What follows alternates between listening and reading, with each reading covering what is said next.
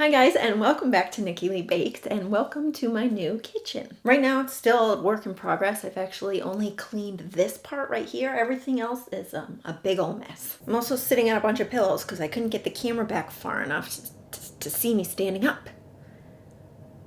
But anyway, today for St. Patty's Day we are making peppermint patties. St. Patties, peppermint patties.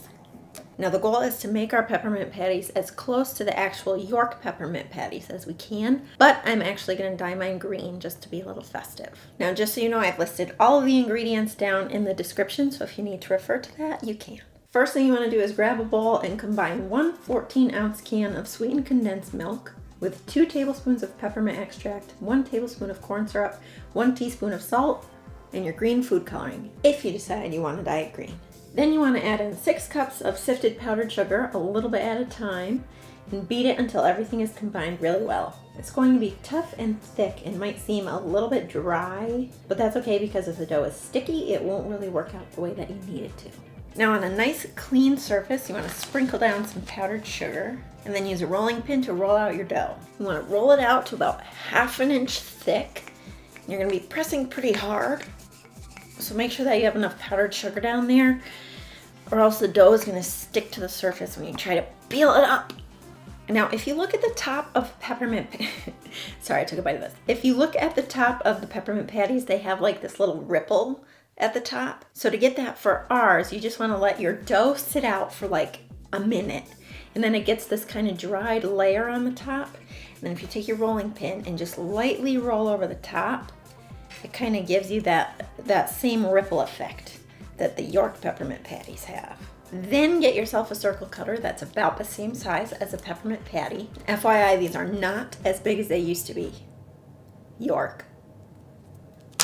Such a sham. Shamrock. This one recipe makes like a bunch of peppermint patties. So there's really no sense in doubling the recipe, if you know what I mean. Once they're all cut out, we're going to transfer them over to a cookie sheet. And if as you're lifting them off the surface, they're sticking a little bit, just take a knife and slide it under the bottom until you can scoop it right off.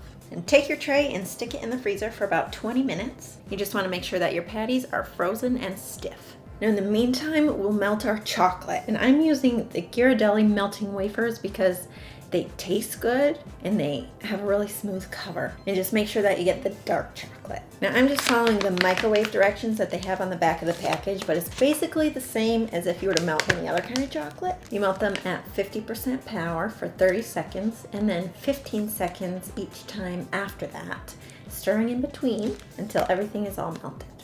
And if your patties are cold and frozen, they are ready to be coated. And over here I've just prepared a cooling rack with a piece of parchment paper underneath it so that when we transfer it over, the chocolate will drip right onto the parchment paper. It's easier for cleanup. Now take one of your patties and just toss it right into the chocolate, and then take 2 forks and flip it over to coat it. Lift it up and let the chocolate drip off, and then transfer it to the cooling rack right side up. And as you're doing this, just make sure that you don't keep the patties in the chocolate for too long because they'll start to melt and then it'll be hard to keep its shape. Once all of the peppermint patties are covered, you want to stick them back in the freezer for probably another 20 minutes so that they harden up. And that way it'll be much easier to pop them off the cooling rack. You have to be really careful taking them off the rack. Don't try to just pull it off because it'll probably just crumble. So what I like to do, I do a little bit of this. And then I just flip it up, and then from the back you'll see that there's a bunch of chocolate drips underneath. Those are what you have to push out of there. That's what's making it stick. So push gently in all of the little corners, a little at a time until it's loosened enough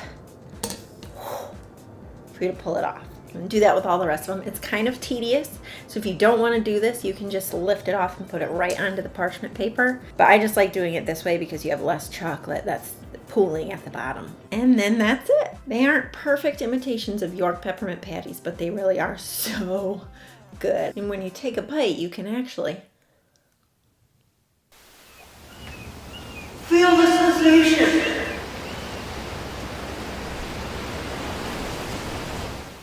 Thank you guys so much for watching. Leave a comment and let me know what you want to see next. Don't forget to subscribe, and I will see you guys next time.